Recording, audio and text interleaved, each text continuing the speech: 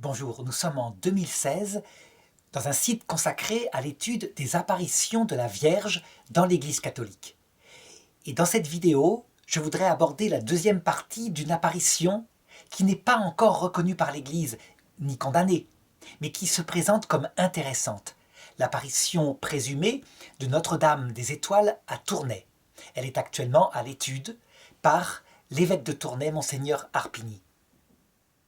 Si j'étudie cette apparition présumée, c'est parce qu'elle est très intéressante.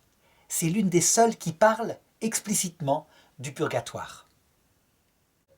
Alors je rappelle qu'elle a eu lieu de 1949 à 1952 dans une école, l'école de la Madeleine à Tournai, auprès d'une petite fille qui au début des apparitions avait 13 ans et qui s'appelle Marguerite. Elle voit une étoile apparaître, puis Notre-Dame, qui lui donne très vite, au bout de quelques apparitions, le vocable sous lequel elle veut être reconnue, à savoir Notre-Dame des Étoiles. Dans la première partie de cette vidéo, nous avons vu que cette étoile posée sur le cœur de Marie, c'est d'abord le Christ, mais c'est aussi toutes les âmes qui sont dans le purgatoire et pour lesquelles la Vierge nous demande de prier.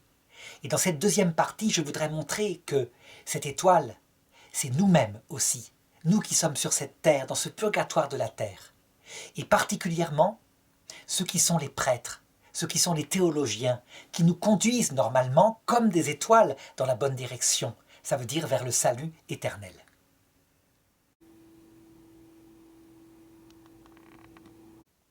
Alors, dans ce troisième chapitre, concernant cette apparition, je voudrais maintenant montrer que cette étoile qui brille sur le cœur de la Sainte Vierge, c'est nous aussi, nous, chacun d'entre nous qui sommes sur Terre, qui vivons en Europe occidentale et dans le monde entier.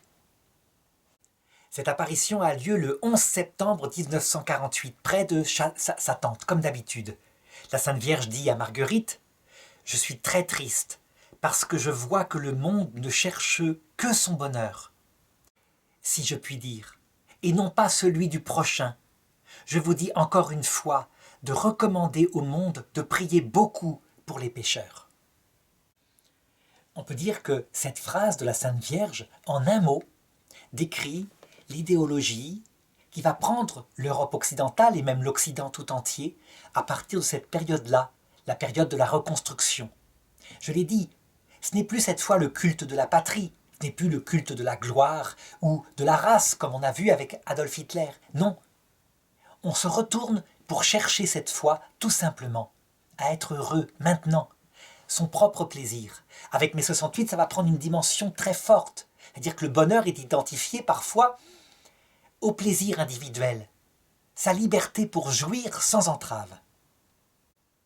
Et la génération qui en sortira, donc qui est née à la fin de la guerre en 1945, dira même que pour la première fois, elle a trouvé sans doute la sagesse suprême, parce que ça ne fait de mal à personne. Elle va donc établir un monde fondé sur une grande consommation des biens, et puis sur sa jouissance individuelle. Ça ne fait de mal à personne. Il faudrait voir. Quand on ne pense qu'à soi individuellement, on finit par ne plus penser à autrui. Et je le disais tout à l'heure en décrivant les avortements en nombre, les divorces, les personnes âgées abandonnées. Un monde marqué par un égoïsme, individualisme très profond. Et un monde qui en apparence est en paix, alors qu'il connaît une guerre intérieure profonde. Le lendemain, le 16 septembre, la Vierge lui dit « Un ange vous apparaîtra le 22 de ce mois pour vous apprendre une nouvelle prière, et moi, je vous réapparaîtrai le 30 de ce mois. » Et effectivement, le 22 septembre 1948, toujours au même endroit, l'ange lui apparaît, à la même place que la Sainte Vierge, et il lui dit « Je vais vous apprendre la prière que la très Sainte Vierge vous avait prédit. Elle est très courte et très simple, pour permettre aux enfants de comprendre ce qu'ils disent, et la voici.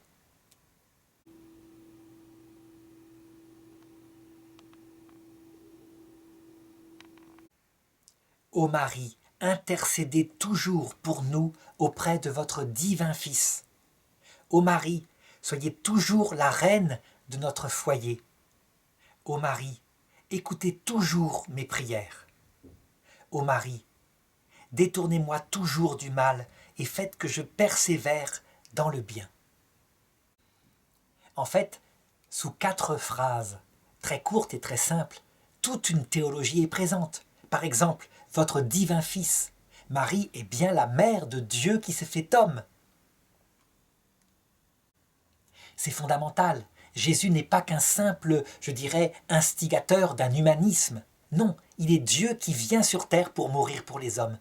Ce sera quelque chose d'essentiel en Occident, où on fait de Jésus souvent le premier citoyen qui établit une citoyenneté, un humanisme. Quant à la royauté de Marie, le fait qu'elle soit reine de notre foyer, ce n'est pas une royauté, je dirais, de quelqu'un qui domine, c'est la royauté de quelqu'un qui ne pense qu'à nous faire avancer vers le salut et vers son Fils. C'est la royauté de celui qui sert, dit Jésus. Écoutez toujours mes prières. Cela indique que pour avoir une relation avec Jésus, avec Marie, il est essentiel de prier. Si on ne prie pas, si on ne les fréquente pas par la prière, alors, peu à peu, on oublie jusqu'à leur présence. Et ce sera souvent ce qui se passera pour la génération de Marguerite. Très pieuse lorsqu'elle était enfant, cette génération. Très souvent, elle s'est laissée prendre par le tourbillon de l'hédonisme, donc du plaisir. Et arrivée maintenant, à plus de 70, 80 ans, très souvent, il n'y a plus de vie intérieure. La foi a même disparu à force d'oublier de prier. Enfin, dernière parole, détournez-moi du mal et faites que je persévère dans le bien. Eh bien, c'est l'annonce que la vie, justement, est longue et qu'il ne suffit pas d'être croyant enfant. Il faut entretenir sa foi et maintenir, je dirais, sa foi intelligemment déterminée. Quelles sont les vertus premières qui font quelqu'un disciple du Christ? Eh bien, je dirais, les vertus premières, il y a des vertus secondes qui sont des conséquences. Je pense, pour ma part, je l'ai dit, que la vertu première, c'est l'amour. L'amour de Dieu et l'amour du prochain. Jésus le dit, c'est les 2 commandements essentiels. Je pense que la conséquence de cet amour, c'est une humilité totale à travers la confession, à travers la reconnaissance de sa propre faiblesse.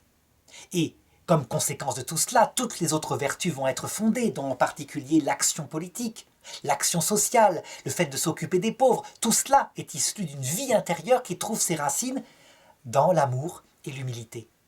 Eh bien, on peut renverser les choses. On peut dire que être chrétien, c'est d'abord faire du social, et puis on s'occupera du ciel, éventuellement, au moment de son agonie. Non, je pense que là, on retourne la foi, et on confond un humanisme, qui est très bon, qui a des valeurs profondes, avec le message enseigné par le Christ. Alors les apparitions continuent. Le 30 septembre 1948, la Sainte Vierge dit à Marguerite « Je vais vous confier un secret si vous me promettez de ne le dire à personne au monde. Me le certifiez-vous » Eh bien, Marguerite de répondre « Oui, je vous le certifie ». À ce moment-là, la Sainte Vierge lui donne un secret qui concerne très probablement sa propre vie intérieure. Quelque chose dont elle ne veut pas parler et elle reste actuellement très discrète là où elle vit. Dans presque toutes les apparitions, il y a comme ça des secrets qui sont donnés aux voyantes, pour une raison simple, c'est que la relation à Dieu et à la Sainte Vierge, il n'y a pas plus privé. Si on livrait tous les secrets, c'est comme si une femme mariée étendait sur la place publique tous les secrets de son couple. C'est quelque chose qui ne va pas. Et donc, on doit savoir que l'intimité, c'est que l'étoile de son âme est sur le cœur de la Sainte Vierge et que ça n'appartient qu'à la relation entre la Sainte Vierge et nous-mêmes. Ensuite, Marguerite demande à la Vierge « Est-ce que vous préférez que l'on bâtisse une grotte que vous avez demandé dans la cour de l'école où les premières apparitions ont eu lieu ou alors ici, c'est-à-dire près de sa tente ?» Et la Sainte Vierge de répondre « Je préfère dans la cour de l'école, je vous réapparaîtrai le 4 octobre. » Pourquoi dans la cour de l'école? Eh bien pour montrer que la foi doit être proposée aux enfants tout petits. On ne peut pas les éloigner de la foi au prétexte que ce serait les empêcher de choisir, ce serait les manipuler. S'ils veulent à l'adolescence, eh bien ils abandonneront de leur propre liberté. Mais comment faire autrement si on ne leur a pas proposé? Donc c'est une réponse à toute la problématique posée à cette époque-là sur le catéchisme des petits-enfants. C'est aussi une problématique sur le baptême des enfants. Les protestants disent non, le baptême doit être choisi lorsqu'on est adulte. Eh bien la Sainte Vierge dit que, comme le Christ, il faut laisser les petits enfants venir à elle, parce que le baptême, c'est pas d'abord l'adhésion à une doctrine, c'est la fréquentation d'une personne qui habite dans le cœur.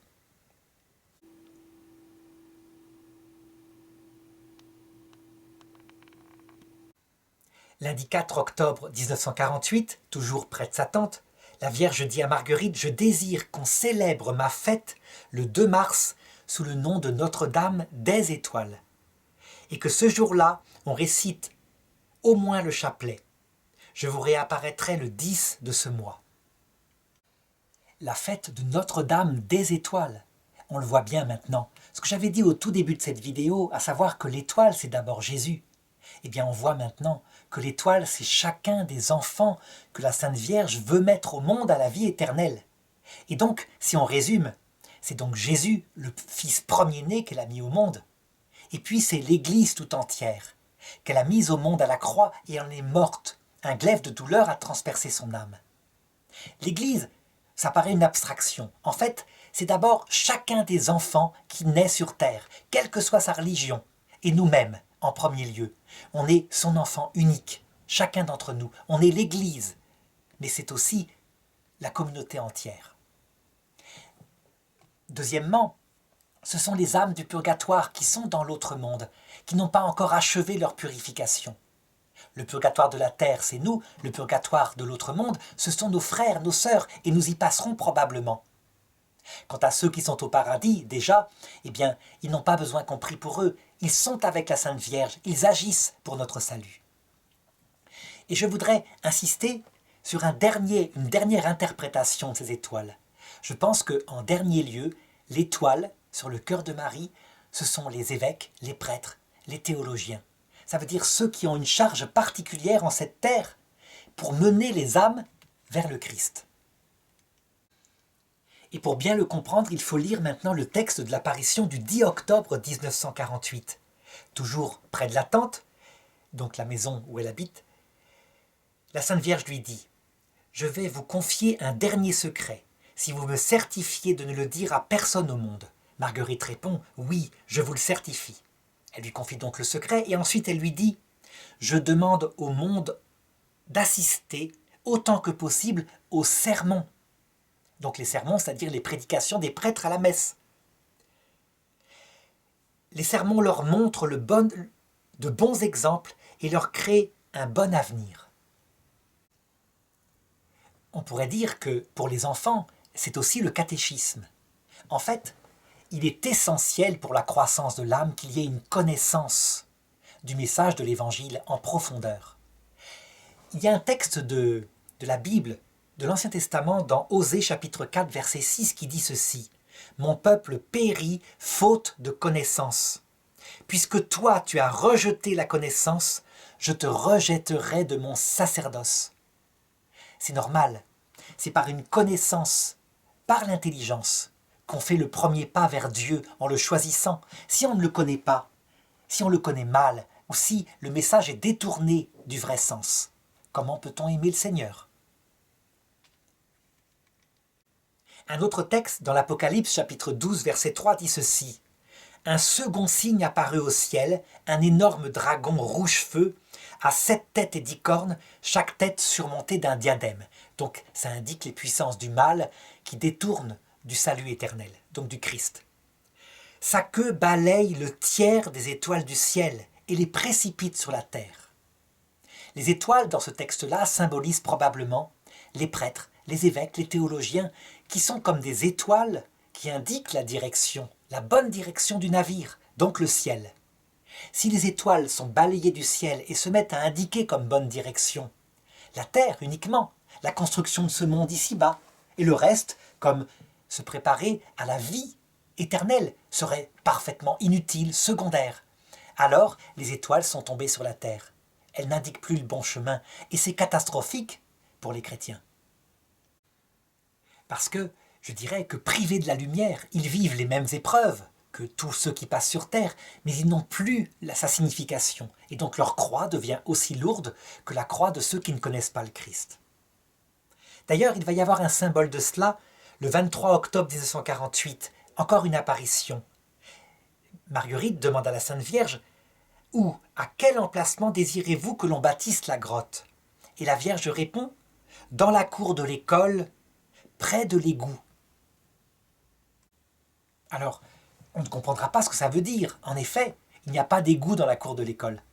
On comprendra plus tard, mais ça c'est anecdotique. Ça veut dire qu'à un moment donné, à cause d'infiltration, il devra y avoir des travaux dans la cour de l'école, en dessous de là où est bâtie l'actuelle grotte, qui devra donc être détruite. Et on mettra une sorte d'égout qui évacuera l'eau.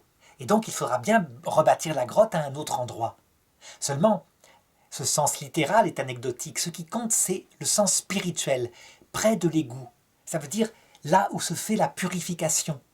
On doit bâtir cet autel de la Sainte Vierge dans ce purgatoire qu'est la terre.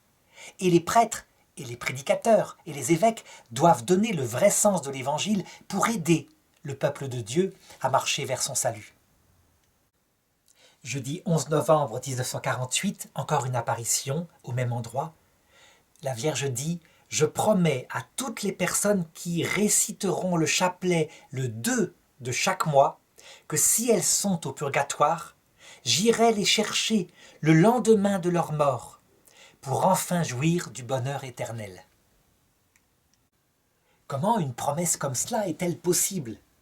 D'abord, il faut savoir que le purgatoire, une journée ne se mesure pas en temps terrestre.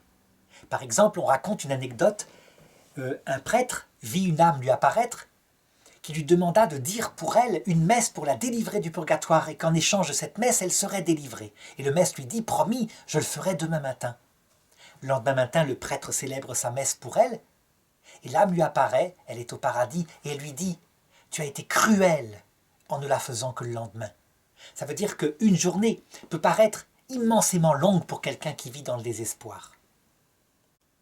Cependant, il y a un autre sens que donne Marthe Robin, la fameuse stigmatisée de Châteauneuf-de-Galorre. Elle disait « Celui qui reçoit l'Eucharistie peut très bien le faire comme une activité extérieure pour se montrer. Il communie et donc, devant le peuple, il s'estime digne de communier. Mais celui qui pratique la prière du cœur, donc le chapelet par exemple, eh bien, il est très rare, parce que personne ne le voit faire, parce que c'est son cœur qui s'exprime, il est très rare qu'il reste bien longtemps en état de péché mortel. » Et Marthe Robin commentait en disant que si on lui demandait de choisir entre l'Eucharistie comme pratique extérieure et puis la prière du cœur, elle choisirait tout de suite la prière du cœur. Non pas que l'Eucharistie soit inutile, mais parce que le but de l'Eucharistie, c'est que après, elle se prolonge dans le cœur à cœur avec la présence de Jésus qu'on vient de recevoir, la présence réelle qu'on vient de recevoir en communion. Le 15 novembre 1948, toujours près de sa tente le matin, une nouvelle apparition se produit qui va de nouveau, pour la troisième fois, donner à Marguerite un secret. 60 ans plus tard, elle lèvera évidemment le voile sur ces secrets qui concernent, comme on s'en doutait, sa propre vie intérieure et de grandes souffrances qu'elle aurait à vivre. Voilà ce qu'elle lui dit. « Je compte sur vous pour tout ce que je vous ai demandé. Vous souffrirez beaucoup moralement, mais ne craignez pas, je serai toujours avec vous. » Le fait que la Vierge lui ait dit pour la troisième fois qu'elle aurait beaucoup à souffrir doit faire penser évidemment aux 3 chutes du Christ en croix, mais aussi aux 3 chutes de Pierre qui a renié 3 fois le Christ. Ça veut dire que notre souffrance, je l'ai dit, doit atteindre un effet particulier. Ce n'est pas la souffrance en elle-même qui compte, c'est l'effet. Le fait de ne plus avoir aucune sorte d'orgueil, de fierté, même légitime sur soi, afin que Dieu prenne toute la place, qu'on puisse le voir face à face. Je l'ai dit, cette kénose du cœur, cette absolue mort à soi-même est absolument nécessaire pour voir Dieu, pour tout homme, sans exception. On acquiert ça soit en ce monde, et c'est peut-être le cas de Marguerite, soit dans l'autre monde, dans cette invention merveilleuse de Dieu, qui s'appelle le purgatoire après la mort et qui prolonge la purification de cette vie. C'est absolument nécessaire pour ceux qui n'ont pas eu la chance d'apprendre ça en cette vie. Le fait de mourir imparfait par rapport à l'humilité et à l'amour de Dieu ne met donc pas en danger de manière définitive le salut éternel. À l'heure de la mort, on rencontre le Christ et ensuite on peut achever la purification si elle a besoin d'être achevée. En tout cas, c'est ce que l'Église catholique, dans un dogme du Moyen-Âge, par le pape Benoît XII, un dogme appelé Benedictus Deus, confirme de manière solennelle. Alors l'apparition reprend le 14 mars 1950 et cette fois, Marguerite voit l'ange, de nouveau. Il était envoyé par la Sainte Vierge et il me dit qu'elle m'apparaîtrait de nouveau le 18 mars de cette année où elle devrait me dire quelque chose d'important. Et alors voilà ce que lui demande l'ange. La Sainte Vierge demande aussi que vous ayez quelques témoins avec vous, mais si possible qu'il y en ait au moins un qui ne soit pas de la famille pour bien voir qu'il n'y a pas de complot, de fait entre vous. Et Marguerite demande à l'ange de nouveau, est-ce que les témoins verront la Sainte Vierge? Parce qu'elle est très inquiète, il n'y a qu'elle qui voit, et donc il n'y a aucune preuve. Et l'ange lui répond, je ne sais pas, mais s'il ne la voit pas, on ne pourra croire aux apparitions à cause de vos attitudes et de ce que vous allez répondre. Pardon, mais s'il ne la voit pas, on pourra croire aux apparitions à cause de vos attitudes et de ce que vous allez répondre. Ça veut dire que, comme toujours, ce qui est le critère fondamental, c'est la droiture, l'innocence de ces enfants. C'est cette droiture et cette innocence qui fera que Jeanne d'Arc, interrogée dans son procès, et qui sera malgré tout condamnée, lorsqu'on relit le procès, fait dire qu'elle ne peut pas être une folle, une illuminée. Il y a quelque chose de solide dans son attitude. Elle est une fille qui a les pieds sur terre et qui répond extrêmement intelligemment à ses détracteurs. Et donc le samedi 18 mars a lieu cette apparition si importante de la Vierge avec quelques témoins, donc des amis de Marguerite. Et la Sainte Vierge demande, elle demande à Marguerite, êtes-vous prête à tout abandonner, à tout perdre pour Dieu? Et Marguerite de répondre, oui, avec l'aide de Dieu, je vous le promets. On le voit, sa réponse est extrêmement prudente et théologique parce qu'elle sait que toute seule elle n'y arrivera pas. On dirait que, alors qu'elle n'a que 14 ans maintenant, c'est un an plus tard, on dirait qu'elle a la sagesse de ne pas se livrer directement, mais plutôt de répondre oui à la Sainte Vierge en demandant l'aide de Dieu. En effet, perdre tout, c'est renoncer à son trésor. On a forcément quelque chose à laquelle on est attaché sur cette terre. Ça implique donc un passage à un moment donné par une forme de désespoir. Parce que quand on n'a plus d'espoir, c'est qu'on a perdu son trésor. C'est donc une voie terrible qui est indiquée à Marguerite et qui certainement nous sera révélée comme un secret de son cœur dans l'autre monde. À savoir que sur cette terre, elle est passée par la nuit totale de son esprit. Mais c'est intérieur, c'est secret. Comme dit la Sainte Vierge, ce sont des souffrances morales qui n'appartiennent pour le moment qu'à Dieu seul. Ensuite, la Sainte Vierge continue et dit « Demandez aux témoins, si vous le voulez bien, s'ils veulent faire n'importe quoi pour Dieu. » Et un témoin répond « Oui, nous voulons. » C'est Thérèse Marie, qui était la plus proche de Marguerite, qui répond cela. Et la Sainte Vierge alors répond « Maintenant, je vais vous dire une prière que le monde doit réciter à chaque dizaine de chapelets. »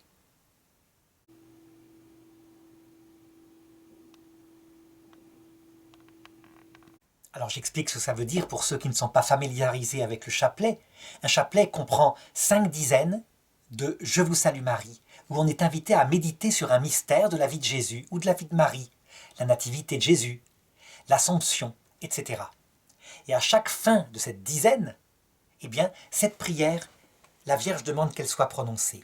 « Seigneur, pardonnez-moi tous mes péchés. Seigneur, ayez pitié de ceux qui souffrent.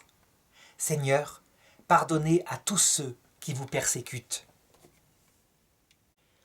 On le voit, cette prière, encore une fois, est une catéchèse complète. D'abord, pardonnez-moi mes péchés, ça veut dire l'humilité.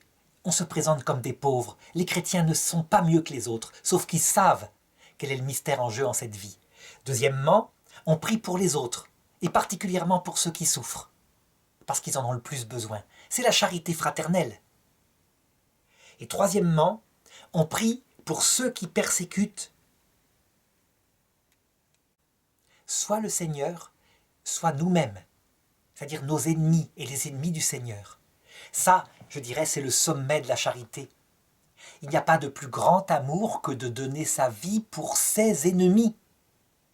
Donner sa vie pour ses amis, c'est grand, mais pour ses ennemis, parce qu'on les considère comme étant des futurs amis. C'est ce que Jésus a fait à la croix. Il n'y a pas de plus grand amour, parce que véritablement, c'est en acte aimer un ennemi. On voit qu'il n'y a pas d'amour sentimental là-dedans. C'est plutôt un choix de l'intelligence qui veut pour cet ennemi le mieux, donc qu'il se convertisse et qu'un jour, il entre dans le paradis. Celui qui est capable de le faire intérieurement et même parfois extérieurement, comme l'a fait Jésus, comme l'ont fait la Vierge Marie à la croix. Je pense à Sainte Marine, qui l'a fait en protégeant quelqu'un qui l'accusait d'avoir violé, alors que, en fait, Sainte Marine, camouflée en homme, était une femme. Elle se camouflait en moine parce que, pour vivre une vie religieuse, eh bien, c'était la seule solution qu'elle avait trouvée. Elle a passé des années, la fin de sa vie, chassée du monastère, accusée de viol, sous un escalier. Elle est morte de misère sans jamais dénoncer le coupable. Eh bien, ça, c'est le plus grand amour, c'est aimer ses ennemis.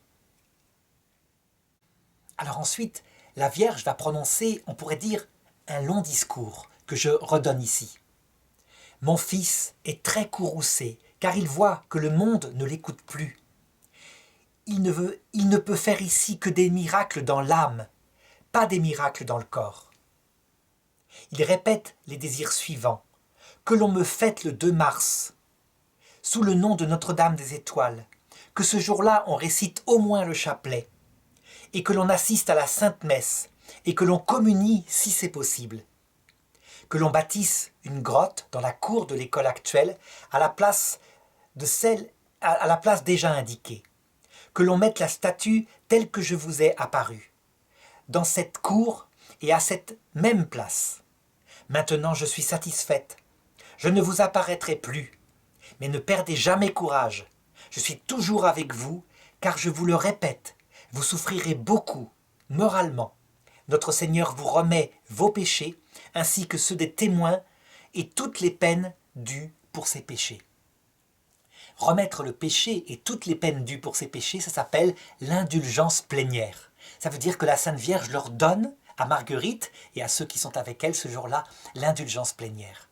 Cela veut dire aussi certainement que ceux qui vont se recueillir devant la grotte, dans cette petite école, reçoivent certainement l'indulgence plénière, simplement parce qu'ils font ce que la Sainte Vierge leur demande. C'est une indulgence plénière pour ses propres péchés, les peines à subir, mais c'est aussi certainement applicable à une âme qui se trouve au purgatoire. Si on traduit ce message de la Vierge en langage clair, en mots qui ne sont plus symboliques, on pourrait dire ceci. Mon fils, Jésus-Christ, est très triste parce qu'il voit véritablement que les hommes vont essayer de se passer de lui. C'est ce qui s'est passé, comme je l'ai indiqué plusieurs fois. Du coup, les miracles qu'il fait sont de plus en plus intérieurs, au cœur des âmes qui ne parlent plus, qui ne peuvent plus témoigner. Et extérieurement, il se voit de moins en moins. Il demande que le 2 mars on fête Notre-Dame des Étoiles parce que, en fait, il veut qu'on prie pour tous les pauvres pécheurs qui sont sur terre et qui sont loin du salut, loin de le connaître. Il veut qu'on prie pour les âmes du purgatoire qui sortent de cette vie et qui découvrent d'un coup le Christ et qui donc doivent se purifier dans l'autre monde encore beaucoup. La Sainte Vierge demande ensuite qu'on dise le chapelet. Ça veut dire qu'on pratique la prière du cœur, pour ceux en tout cas qui entendent sa voix. La prière du cœur à cœur à travers le chapelet qui est une méthode pratique parce qu'elle peut durer toute la vie. À chaque épreuve, à chaque âge de la vie spirituelle, le chapelet vient aider. En effet, il y a des prières récitées où on peut y mettre toute son affectivité. Mais lorsque l'imagination part, la folle du logis, dans n'importe quelle pensée, on peut se concentrer sur la méditation d'un mystère particulier de la vie de Jésus. Et puis, lorsque l'intelligence a besoin, je dirais, de méditer, de se nourrir d'une meilleure connaissance, il y a des fruits du mystère, des méditations qui vont avec. Bref, c'est une prière pour tous les âges de la vie spirituelle. Elle la met en premier parce que c'est le cœur à cœur de la prière qui est le but de la vie chrétienne et même des sacrements. Mais elle dit ensuite, allez à la Sainte Messe et communier si possible. Parce que elle s'adresse aussi à ceux qui ne peuvent pas communier, soit parce qu'ils ont commis une grave faute et qui ne se sont pas confessés, bien que l'Église tolère qu'on communie en promettant de se confesser dès que possible, soit parce qu'on est dans un état qui ne le permet pas, un état stable par exemple de divorcer remarié. Et on n'est absolument pas excommunié. Il y a des situations qui sont imparables, qui fait qu'on se retrouve dans cet état-là. Mais alors, on peut assister à la Sainte Messe, comme l'indique sans arrêt le pape François. Ensuite, elle demande que l'on bâtisse cette grotte dans la cour de l'école, pour indiquer par là que Marie doit être donnée aux enfants, aux écoliers. On ne peut pas les priver de la présence de la maman. On dit, mais ils s'occupent d'autre chose, ils pensent à s'amuser, à sortir. Dans le fond de leur âme, ils ont besoin d'une maman céleste qui les protège et qui les accompagne tout au long de leur vie. On ne peut pas les priver de ça au nom de considérations sur ce qui serait premièrement important, à savoir ce monde. Eh bien, si on écoute ces points-là, donc pénitence, prière du cœur, messe, dévotion à la Sainte Vierge dit qu'elle est satisfaite. Ça veut dire que dans toutes les épreuves intérieures qui vont arriver, et qu'on connaît depuis cette époque-là, donc depuis près de 70 ans, épreuve de l'Église en Occident, eh bien, elle est présente avec nous. Et que même si l'Église ne paraît plus très vivante, à l'intérieur des cœurs, cachée, la foi est là. Les gens ont une vie intérieure, parce qu'ils ne peuvent pas s'en passer. Ils ont besoin d'un sens profond à la vie, alors la Sainte Vierge vient dans leur cœur, avec son Fils Jésus. Évidemment, cette éclipse de l'Église visible s'accompagne de beaucoup de souffrances intérieures. On ne peut pas perdre le sens profond à la vie sans que, quelque part, n'arrivent des angoisses chez beaucoup de gens. Eh bien, la Sainte Vierge, elle semble indiquer à la fin que, de toute façon, cette épreuve-là, ce désert que va vivre l'Occident, il permettra de conduire au salut. Parce que les gens, même séparés du Christ un certain temps, découvrent tout de même leur propre misère et apprennent un petit peu d'humilité, si bien qu'à l'heure de la mort, lorsque le Christ paraît, beaucoup, en voyant un tel Messie qui les relève, qui les console, qui les guérit, l'aiment de tout leur cœur à ce moment-là. Alors certains théologiens s'opposent à cette interprétation en disant « mais c'est n'importe quoi, lorsqu'ils arrivent à l'heure de la mort et qu'ils n'ont pas la grâce, ils sont damnés tout de suite ». Heureusement, le pape Benoît XVI, dans Spe Salvi 47, manifeste que la mort, c'est un passage où le Christ paraît. Ça veut dire que ce n'est pas un instant coup près, où tout d'un coup, le cœur s'est arrêté, et quelle que soit la cause, on irait en enfer si on est séparé de Jésus-Christ. Bien sûr que non. Il montre que le Christ apparaît dans sa gloire à ce moment-là. Alors évidemment, le pape, il insiste pour dire que certains, en découvrant le Christ, non seulement se repentent de leurs péchés, ils trouvent le salut, mais quelquefois, c'est une telle découverte, ils ont tellement souffert, qu'ils n'ont même plus à aller au purgatoire. Ils sont purifiés par la simple apparition du Christ. Eh bien, c'est ce que montre la Sainte Vierge. Les témoins, donc ceux qui feront ça, toutes les peines dues au péché seront levées. L'indulgence plénière peut arriver. Ce qui veut dire qu'en fait, un regard profond d'espérance sur l'épreuve de l'Église, l'épreuve de Marguerite qu'elle a vécue tout au long de sa vie, le silence de Dieu, un regard profond permet de comprendre que Dieu, à la fin, de toute façon, il est vainqueur. Sauf pour évidemment quelqu'un qui, froidement, lucidement, face au Christ, commettrait un péché contre l'Esprit Saint, ça veut dire le rejetterait, n'aurait rien à faire de son pardon, de sa miséricorde, et choisirait la liberté solitaire, la noble liberté solitaire que propose Lucifer en enfer. Mais évidemment, ça ne concerne que des gens, je dirais, profondément orgueilleux, déterminés et qui résistent à tout, qui résistent même à la miséricorde du Christ. Et cette apparition se termine, Marie disparue, en nous donnant la bénédiction. Est-ce que Marie peut bénir? Bien sûr, puisqu'elle est la mère de tous les vivants, et une maman peut bénir ses enfants. Ensuite arrive le dimanche 10 décembre 1950. Et pour la première fois, Marguerite a une apparition dans sa chambre, ce qui indique que ce qui va lui être dit concerne son âme, et plus intime, concerne ses secrets de sa vie intérieure qu'elle a toujours voulu garder.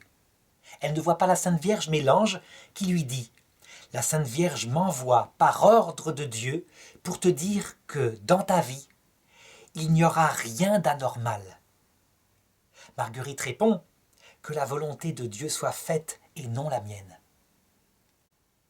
On pourrait dire, mais la vie de Marguerite est déjà anormale, puisqu'à 14 ans, elle a été témoin de tellement d'apparitions. En fait, ce que dit l'ange, c'est pour la suite de sa vie. une vie tout à fait normale, simple, dans le désert de cette vie, avec la messe, avec le chapelet, avec la prière, et plus de phénomènes comme cela. Elle va passer par où passent toutes les âmes, donc le long chemin du temps qui s'égrène, la ferveur qui baisse parce qu'on ne ressent plus rien, et puis les angoisses, les attaques du démon intérieur, les tentations parfois de désespoir. Elle aura le même chemin parce que son âme aussi, à elle, Marguerite, doit devenir tout humble et tout amour. Alors ensuite vont se produire les dernières apparitions. D'abord, le 25 janvier 1951, ce qui montre que la Sainte Vierge ne s'en va pas d'un coup. Elle ne laisse pas Marguerite d'une intense lumière à l'obscurité totale. Elle revient pour l'aider et petit à petit s'effacer jusqu'au jour où elle lui réapparaîtra dans le passage de la mort. Ça se passe dans sa chambre de nouveau le soir, donc on pourrait dire que ça la concerne, elle. L'ange me dit, la Sainte Vierge demande de bien prier pour les pécheurs, pour tous les adversaires de la foi et pour la paix. Maintenant, regarde à ta droite. Marguerite regarde à sa droite et voit un cœur percé d'un poignard. Et l'ange lui dit, le cœur est le cœur de la Sainte Vierge, et le poignard, la souffrance qu'elle éprouve en voyant que les croyants ne pensent pas assez à leurs frères. Alors on sait que le cœur de Marie est toujours représenté transpercé d'un glaive, parce que le vieillard Siméon lui avait dit « Quant à toi, un glaive te transpercera l'âme ». Il indiquait les souffrances intérieures qu'elle vivrait. Marie n'a pas été physiquement crucifiée, elle l'a été intérieurement, debout au pied de la croix. Le cœur de Jésus est toujours représenté couronné d'épines, parce que lui, il a vécu aussi toutes les épreuves extérieures en même temps que celles qui sont intérieures. Un petit problème théologique, est-ce qu'on peut dire que Marie, actuellement, là où elle est, au ciel, souffre? La réponse est non. Elle est dans la vision béatifique, elle voit Dieu face à face. Elle est au-delà de la souffrance, elle est absolument bienheureuse. Elle est paisible. Elle voit aussi l'avenir, c'est-à-dire notre salut à nous. Alors on pourrait dire, pourquoi est-ce qu'elle dit qu'elle souffre, puisqu'elle ne souffre pas? En fait, pour exprimer en langage humain, adapté à nous, toute la souffrance qu'elle a vécue, réellement pour le coup, au pied de la croix, et tout l'amour que actuellement elle a, il n'y a pas d'autre langage que celui des larmes et de la souffrance. On ne comprendrait pas. On la verrait paisible, telle qu'elle est dans la vision béatifique, on ne comprendrait pas que cet amour paisible est un amour immense, totalement donné à nous. En fait, elle a souffert au pied de la croix de Jésus en nous mettant au monde, alors que nous n'existions pas déjà, pas encore, en nous mettant au monde par son oui donné à Jésus. Elle a mis au monde l'Église. Et l'intensité de sa souffrance couvrait tous les temps. Et du coup, on peut dire que, actuellement, dans son apostolat terrestre, elle nous aime et elle souffre pour nous ce qu'elle a souffert à la croix. Certains prêtres, dans les années 50, 60, ont accusé cette apparition d'être illuminée, mystique, alors que la vraie souffrance pour laquelle on doit agir pour ses frères, c'est quand ils manquent d'argent, que leur niveau social est atteint, et en particulier les pays où il y a encore de la famine. La Sainte Vierge, elle, semble indiquer que la vraie souffrance est d'abord celle de l'oubli de Dieu et du péché. Qu'en est-il? Alors, qui a raison entre l'apparition de la Vierge et ses prêtres? Mais je dirais les deux, que, en fait, l'homme ne vit pas seulement de pain, mais il vit tout de même de pain. Donc tous les prêtres qui se sont dévoués à cette époque-là, et maintenant, pour augmenter le niveau de vie, le social, chez les gens, ont vraiment aimé, à leur façon. Mais attention, la phrase continue, il vit aussi de toutes les paroles qui sortent de la bouche de Dieu. En fait, l'expérience a montré en Europe où nous sommes matériellement riches, on peut le dire, même ceux qui sont au chômage finalement, parce que nous ne pouvons plus risquer la mort de faim comme à une certaine période. Eh bien, que cette réussite matérielle n'a pas enlevé, mais a augmenté les souffrances intérieures. Et que beaucoup se sont rendus compte qu'en fait les souffrances intérieures étaient pires. Quelquefois, quand on a souffert extérieurement, on est moins sensible à l'intérieur, on s'est blindé. Et donc on affronte la vie courageusement. Mais lorsqu'on est comblé de bien et qu'on est pris par l'angoisse, et encore pire par le désespoir, on peut se jeter sous un train. Ça veut dire qu'en fait, on n'a rien réglé. L'homme certainement vit de pain, mais pas seulement de pain. et que les souffrances intérieures sont extrêmement dures, même si elles ne se voient pas. Le 11 février 1951, la Vierge apparaît dans sa chambre et lui dit « Pénitence, pénitence, je demande instamment de prier pour les Russes en particulier, et enfin en général pour tous les communistes, car si les croyants ne veulent pas changer, le monde est en danger. » Tout d'un coup, cette dimension politique, donc du risque de la souffrance extérieure politique par une guerre mondiale, une guerre nucléaire, réapparaît. Il faut se souvenir de ce que les gens vivaient jusqu'en 1989. Moi, je me rappelle, dans mon enfance, on se disait un jour, les Américains et les Russes vont se battre par-dessus l'Europe à coups de missiles nucléaires et il faut se construire des protections antinucléaires. On croyait sincèrement qu'on aurait une troisième guerre mondiale, mais terrible, parce que nucléaire. Et finalement, lorsque le pape Jean-Paul II a consacré le monde et secrètement dans son cœur la Russie au cœur immaculé de Marie, comme l'avait demandé la Vierge à Fatima, il l'a fait, je crois, en 85 ou 86, eh bien Lucie, la voyante de Fatima, a dit que cette fois la consécration avait été agréée du ciel. Ça veut dire que même si les paroles n'étaient pas prononcées extérieurement en nommant la Russie explicitement, la Sainte Vierge avait compris l'intention du pape. Quelques années plus tard, même pas un an plus tard, Gorbatchev était élu, et quelques années plus tard, en 89, sans qu'il y ait un seul mort. Le communisme s'est écroulé, comme une vieille bâtisse mangée de l'intérieur, sans vie. Et la Russie, comme pays, alors qu'elle était un pays athée qui répandait l'athéisme dans le monde entier, s'est proclamée de nouveau chrétienne orthodoxe. En tout cas, ce qu'on peut dire certainement, c'est que on verra de l'autre côté que c'est la prière de ces petits-enfants, très peu connus sur Terre, qui peut-être ont évité ce châtiment d'une troisième guerre mondiale au monde, pour que la sanctification se fasse plutôt par des souffrances intérieures. Plus difficiles, peut-être, en quelque part. En tout cas, à chacun d'en juger. Toujours est-il que ce même jour, l'ange dit à Marguerite « Dieu a déjà la main levée pour jeter un fléau afin de punir les chrétiens. Mais sa mère lui demande, le supplie, d'attendre, car elle a toujours l'espoir que ça ira mieux. Comme vous avez vu dans le journal, la vie de Pie XII est menacée. Elle est plus que menacée, elle est très très menacée. » Donc je reproduis ici l'extrait et la coupure de journal qui parlait de cela.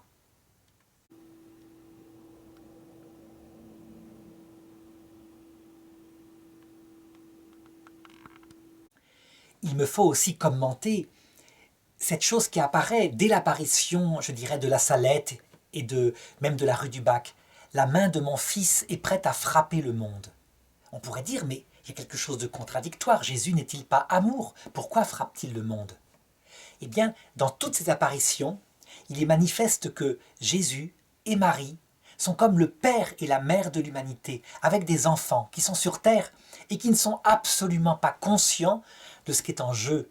Ils pensent que ce qui est en jeu, c'est leur petit bonheur sur terre pour 80 ans, alors que ce qui est en jeu, c'est leur salut éternel. Du coup, comme des enfants qui se précipiteraient sur du chocolat immédiatement et qui ne voient pas qu'il y a une prise, un fil électrique à côté qui pourrait les électrocuter, il y a parfois des sanctions paternelles, ça peut être une fessée. Et la maman qui intercède en disant « Non, on va les prévenir. On va plutôt faire que les choses se passent plus doucement. » C'est comme dans une famille finalement. La sanction extérieure, lorsqu'elle arrive, c'est quand Dieu permet que les conditions d'une guerre se produisent, d'une famine. Et la sanction intérieure, l'éducation intérieure, c'est quand les choses se passent sans guerre extérieure, mais plutôt par les angoisses intérieures qui affinent le cœur, je dirais, plus en profondeur. On pourrait se demander laquelle de ces deux épreuves est la plus dure. Eh bien, pour répondre, je voudrais citer un récit que fait saint Alphonse de Ligorie, docteur de l'Église, à propos du songe que fit un moine. Il vit deux échelles plantées sur terre et qui menaient au ciel. L'une des échelles était rouge, c'était l'échelle de Jésus. L'autre échelle était blanche, c'était l'échelle de Marie. Sur l'échelle rouge, des hommes courageux se lançaient pour la grimper jusqu'au sommet. Et ils tombaient, les mains leur brûlaient, ils tombaient par terre, je dirais brisés, n'arrivant pas à aller plus loin. C'est l'échelle qui passe par les épreuves extérieures, un peu que ce que Jésus a vécu à la croix. Donc il a été crucifié physiquement. C'est une réalité. D'autres prenaient l'échelle de Marie, plus humblement. Celle qui passe par des épreuves qui s'étendent souvent tout au long de la vie, mais qui sont plus intérieures. Comme par exemple des angoisses permanentes, ou qui reviennent, des moments de joie, et puis l'inquiétude pour ses enfants.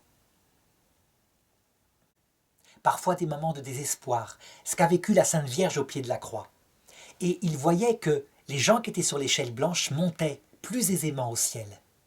Alors ça paraît bizarre, parce que je l'ai dit tout à l'heure, les épreuves intérieures sont plus difficiles que les épreuves extérieures, parfois, lorsqu'elles sont accompagnées, je dirais, de courage, d'une force de caractère qui affronte l'adversité. Eh bien en fait, elles sont plus difficiles, mais en même temps, elles sont plus efficaces pour créer un cœur tout humble. Parce qu'elles n'ont pas d'héroïsme. Et la personne qui a été touchée par l'angoisse connaît très vite ses propres limites. Donc facilement, plus facilement que celui qui est à la guerre, par exemple, et qui est tué dans l'héroïsme d'un combat. Celui qui connaît l'angoisse dans sa maison peut comprendre l'humilité. Et donc, arriver au résultat final, un cœur tout humble, plus rapidement, plus simplement. Quant au pape Pie XII, on le sait, il n'a pas été assassiné. Le pape Jean-Paul II, lui, a subi un attentat qui a failli le tuer, mais il a toujours dit, publiquement, qu'il avait vu l'ange de Fatima qui détournait la balle. Je me suis toujours demandé si l'ange de Fatima avait détourné la balle, pourquoi il ne l'avait pas détournée complètement, pourquoi il est passé par un tel martyre. Il est resté sur son lit d'hôpital, un martyre humiliant, il a eu un anus artificiel.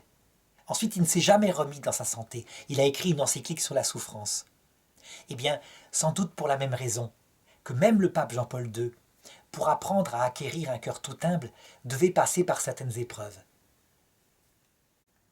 Je crois que personne n'y échappe, et que si le Christ lui-même, comme dit l'Épître aux Hébreux, tout Fils éternel qu'il était, a appris de ce qu'il a souffert, l'obéissance, et a été rendu parfait, si même lui, dans son humanité, a été rendu parfait, alors à quel point ça nous concerne aussi, tôt ou tard.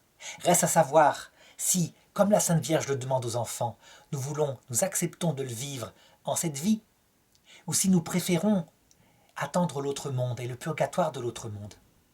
À chacun de se décider. Mais je ne peux manquer de raconter cette vision qu'eut la fameuse Maria Sima, qui voyait les âmes du purgatoire et qui me paraît tout à fait digne de lecture.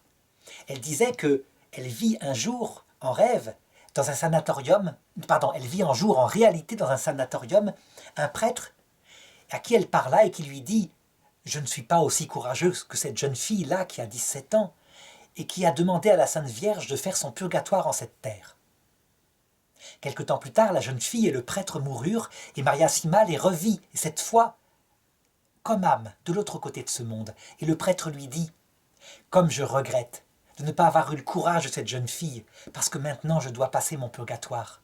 Et elle est au paradis. »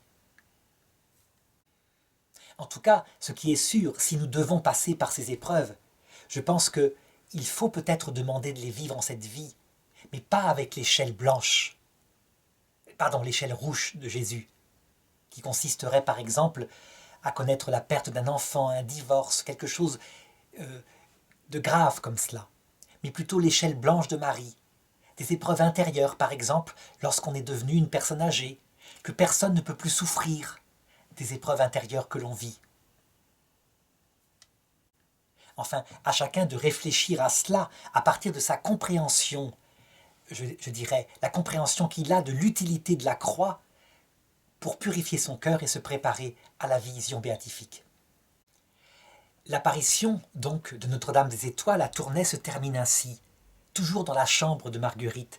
La Sainte Vierge lui dit « Je vous ai apparu aujourd'hui, tout d'abord pour vous récompenser de l'attention que vous avez eue à lire et à mettre en pratique l'article qui est paru dans le journal, et ensuite encore pour avertir le monde. » Donc c'est l'article que j'indiquais un peu plus haut. Ensuite, la Sainte Vierge me donne quelques directives, dit Marguerite, en ce qui concerne sa vocation. Puis elle s'en va, et apparemment, elle ne réapparaîtra plus à Marguerite, du moins en cette vie.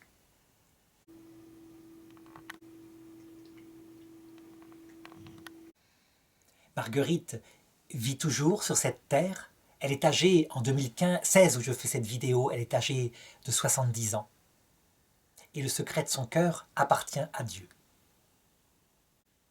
En ce qui concerne l'apparition de Tournai, la position de l'Église est très simple. Elle accompagne le pèlerinage qui est très petit, le chapelet qui a lieu tous les 2 du mois. Monseigneur Harpigny a lancé une enquête avec certains théologiens en 2010. Et puis, il ne s'est pas prononcé. Peut-être ne se prononcera-t-il jamais.